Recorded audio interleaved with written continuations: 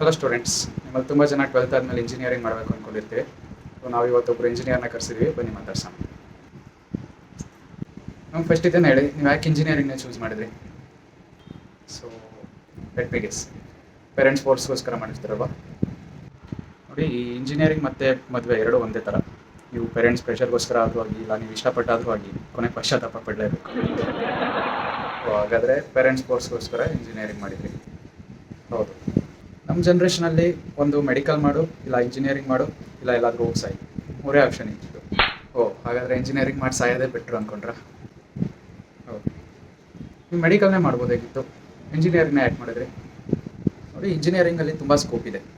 ನೀವು ಮೆಡಿಕಲ್ ಮಾಡಿದ್ರೆ ಡಾಕ್ಟ್ರೇ ಆಗಬೇಕು, ಅದೇ ಇಂಜಿನಿಯರಿಂಗ್ ಮಾಡಿದರೆ ಫೋಟೋಗ್ರಾಫರ್ ಆಗ್ಬೋದು, ಯೂಟ್ಯೂಬರ್ ಆಗ್ಬೋದು, ಇಲ್ಲ ಝೊಮ್ಯಾಟೊ ಡೆಲಿವರಿ ಬಾಯ್ ಜಾಬ್ನೂ ಮಾಡ್ಬೋದು. ನನ್ನ ಫ್ರೆಂಡ್ ಒಬ್ಬ ಇದ್ದ, ಪಾನಿಪುರಿ ಅಂಗಡಿ ಇಟ್ಕೊಂಡಿದ್ದ, ತುಂಬ ದುಡ್ಡು ಮಾಡಿದ್ದ.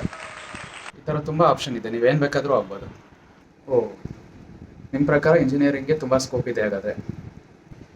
ಹೌದು, ಓಕೆ. ಇವಾಗ ನಿಮ್ಮಲ್ಲಿ ಇಂಜಿನಿಯರಿಂಗ್ ಮಾಡಿ ಇಂಜಿನಿಯರ್ ಜಾಬ್ನೇ ಮಾಡ್ತಿರೋ ಯಾರಾದರೂ ನಿಮ್ಮ ಫ್ರೆಂಡ್ಸ್ ಇದ್ದಾರಾ? ಇದ್ದ ಒಬ್ಬ ಪಾಪ. ಒಂದು ಚಿಕ್ಕ ಬಾಡಿಗೆ ರೂಮಲ್ಲಿದ್ದ, ಸೆಕೆಂಡ್ ಹ್ಯಾಂಡ್ ಸ್ಕೂಟಿಲಿ ಸೈಟಿಗೆ ಬರ್ತಿದ್ದ, ತುಂಬ ಕಷ್ಟಪಡ್ತಿದ್ದ ಪಾಪ. ಇಂಜಿನಿಯರಿಂಗ್ ಇರೋ ಸ್ಕೋಪ್ ಅರ್ಥನೇ ಮಾಡ್ಕೊಳ್ಳಿ.